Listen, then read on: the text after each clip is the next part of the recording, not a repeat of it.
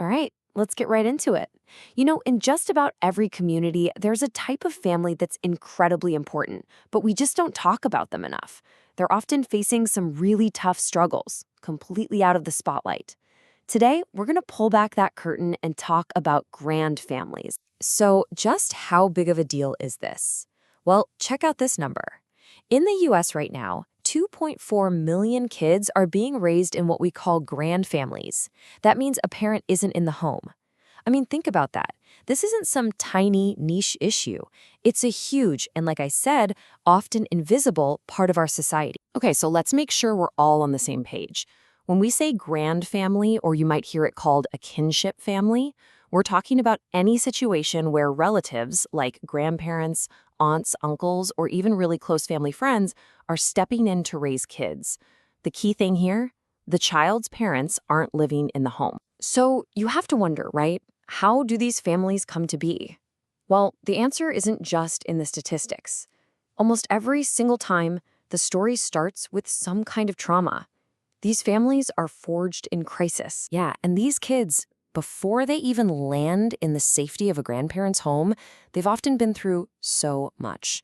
We're talking about 28% who've experienced neglect, another 26% dealing with apparent substance abuse, and 11% who've been physically abused. They don't just show up with a suitcase, they arrive carrying some really heavy emotional baggage. And all of this, it creates what you could call a dual mental health crisis. It's a two-sided struggle that takes a huge toll. It's not just the kids who are hurting, but also the amazing caregivers who stepped up to help them. And this is what it looks like in real life. Listen to this story from Angela, a 50-year-old grandmother in Wisconsin. She says, "When I got custody of my granddaughter, I knew she had been through abuse, neglect, and trauma. She hadn't reached any of her developmental milestones. She had been living in terrible conditions." I mean, wow, that just hits you. It shows these are not just numbers. This is what these kids are actually going through. And of course, that kind of history doesn't just vanish into thin air. It shows up later. It can look like PTSD, anxiety, or depression. But here's the tricky part. It can also lead to really complex behavioral issues that get misdiagnosed all the time. So getting the right kind of help, that becomes a whole other challenge. And if a child already has something they're dealing with, like ADHD, that risk can just explode. I mean, look at this data. For girls with ADHD, the odds of also developing what's called conduct disorder, it's a staggering 9.4 times more likely. For depression, it's over 4 times more likely. It's like one crisis just piles on top of another. But we've only been talking about one side of this. That's really only half the story. We need to flip the coin and look at the caregivers, because they are under a absolutely crushing weight of chronic stress themselves. Just listen to what Chris, a 64-year-old from North Dakota, had to say. "There has been so much stress. I've increased depression and anxiety. I'm exhausted. I sometimes feel like I've lost myself." Man, that's just so raw and honest. It's the real personal cost of doing this incredible, loving thing. And where is all this stress coming from? Well, it's not just one thing. It's everything, all at once. You've got constant financial pressure. You're trying to figure out these super complex legal and school systems. Maybe your housing is unstable. You feel totally isolated, with no breaks, no respite care. On top of all that, you're dealing with a difficult relationship with the child's parents. It's just relentless. Okay, so the need is obviously huge. So what about support? Is there help out there? Well, yes, but for these families, getting to it feels like trying to navigate a crazy, complicated maze. All right, a really big piece of this puzzle is getting legal stability. And there are a few different paths a family can take. One option is foster care, where the child is technically in state custody but lives with the relative. Then there's legal custody, where the grandparent goes to court to get the right to make decisions. And finally, there's adoption, which is the most permanent solution, creating a brand new legal parent-child relationship. And you might be thinking, why does all that legal stuff matter so much? Well, think about it. Without that formal legal relationship, simple things we don't even think about, like enrolling your grandkid in school, or even just signing a permission slip for a field trip, or consenting to medical care, they suddenly become these giant bureaucratic nightmares. Now, on the financial side, there are some lifelines out there.